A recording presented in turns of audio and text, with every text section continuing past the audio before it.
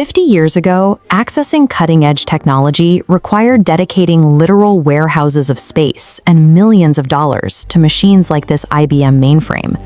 Because of those massive capital requirements, a severe divide formed. Enterprise-level corporations gained access to groundbreaking tools years before those technologies became affordable enough for local businesses to even consider. This chart illustrates how artificial intelligence has narrowed that historical gap. For years, enterprise tech adoption led small businesses by a ratio of 1.8 to 1. In the current AI cycle, that lead has dropped to just 1.2. We can see the real-world effect of this shift in professional data. Over the last year, LinkedIn reported a 69% surge in users taking on the title of founder, reflecting a significant boom in independent microfirms. For the first time in modern economic history, immense institutional scale is no longer a prerequisite for adopting the world's most advanced technology. This surge in small business adoption is occurring despite a difficult economic environment. American small businesses are currently facing tight credit markets and high borrowing costs. In recent surveys, 57% of small business owners identified inflation as the single greatest threat to their operations. This creates a paradox. The same cash-strapped local businesses most vulnerable to the economy are the ones currently leading the race to integrate artificial intelligence. Why are multinational corporations with billions in funding losing this specific race to local operations with tiny budgets? The data suggests that institutional size and sprawling physical infrastructure have transitioned from being a primary competitive advantage into a source of structural friction. Large corporations are often held back by technical debt. Over decades, these companies build complex, custom software layers that become increasingly difficult to modify or replace. This legacy architecture is a physical anchor. 81% of executives admit these rigid systems are their primary roadblock to AI success. While new AI models iterate rapidly, enterprise systems remain tethered to old code, preventing the pivots required for modern automation. Small businesses and solopreneurs start with a blank slate. Without decades of legacy code to maintain, they have the decision agility to adopt new tools the moment they hit the market.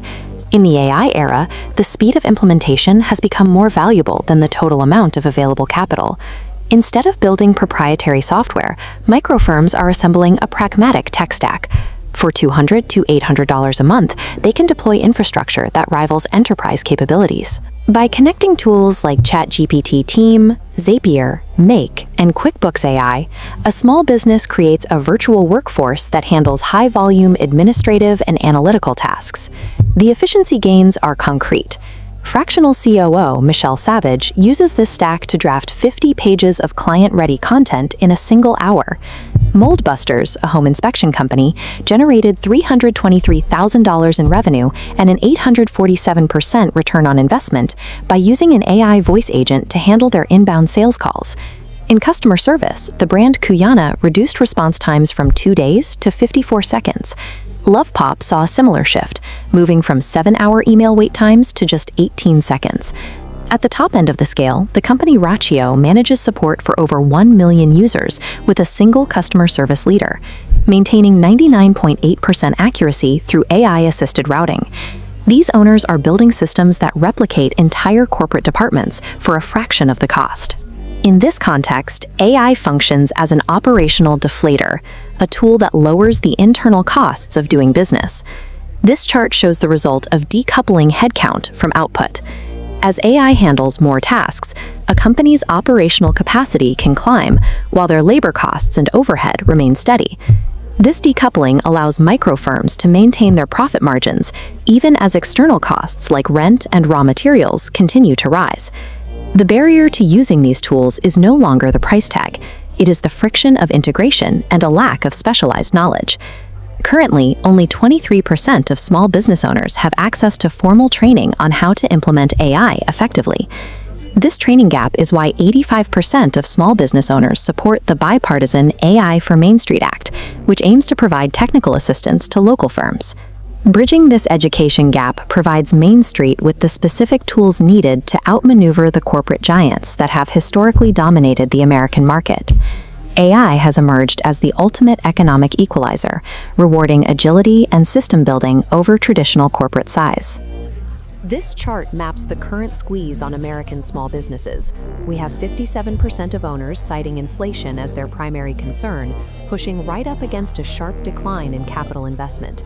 The tension here is obvious. 66% of these owners expect to grow revenue, but with capital drying up, they can't simply hire their way to those targets or expand their overhead. Look at this U-curve showing AI adoption. Historically, major tech cycles gave large enterprises a multi-year head start. But today, the gap between large corporations and small businesses is rapidly shrinking, from a 1.8x advantage down to just 1.2. However, using a tool and integrating a tool are very different things.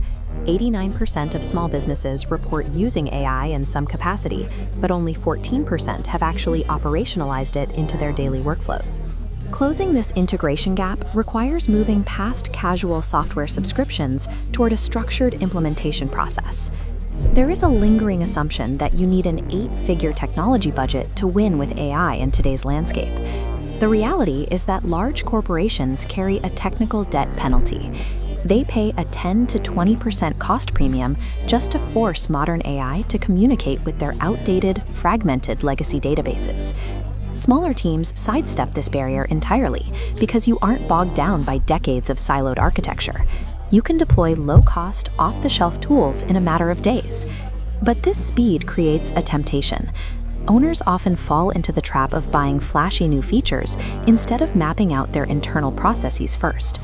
Your natural agility is only a strategic asset if you take the time to audit your existing workflows before ever touching a new software subscription. To separate high ROI tools from hype, we map the landscape on a chart. Implementation effort on the bottom, operational impact on the side. In the high-impact, low-effort space is the foundational tier. For $30 to $40 a month, models act as a virtual sounding board, though they require strict human editing. Moving up, the operational tier features AI tools that automatically categorize receipts, transitioning owners to data-driven cash flow visibility. At the top right is the scaling tier, agentic workflows handling support automatically, achieving a 55% ticket deflection rate. But autonomous systems inevitably fail on edge cases, so human escalation pathways are critical. That leads to the danger zone, buying shiny features without a plan. Moving into the scaling tier safely requires a rigid blueprint. Phase 1 covers the first 14 days, the manual audit. Before you configure a single piece of software, you pull 60 days of historical support and sales data to review your actual activities. This step identifies the high-volume, predictable workflows, like lead routing or password resets, that are actually ripe for automation. Phase 2, days 15 to 30, is configuration. Instead of buying disconnected new tools, you activate the AI capabilities embedded within your existing CRM. Days 31 to 60 are for the pilot. You run a tightly controlled test, measuring your first response times and deflection rates against the manual baseline established during the audit. Finally, Phase 4 covers days 61 through 90. You scale the successful workflow across the organization and designate an internal AI champion to oversee governance and maintain accuracy. This phased approach insulates your business from the primary failure modes of misclassified workflows and integrations. Applying the wrong AI strategy to your business model results in subscription fatigue and wasted capital. Let's map this out based on your size. The correct approach diverges based on whether you are a solo operator or a growing SMB with up to 100 employees. Path A is for solopreneurs and microfirms. Your objective is admin relief.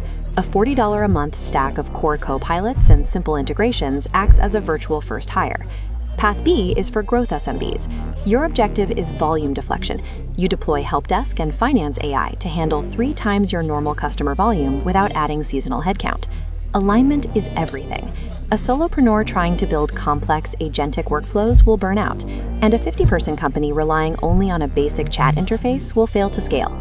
The purpose of AI on Main Street is the elimination of manual, administrative friction that drains a team's daily capacity. Removing that friction allows your human team to focus exclusively on what machines cannot do, building authentic, high-trust relationships with your customers. So ignore the marketing feature lists. Never buy a platform based solely on a new capability. Evaluate tools based on their native integration depth with the software your business already uses every day. To achieve true operational leverage and survive the macroeconomic squeeze, you must audit your data first, pilot second, and scale third.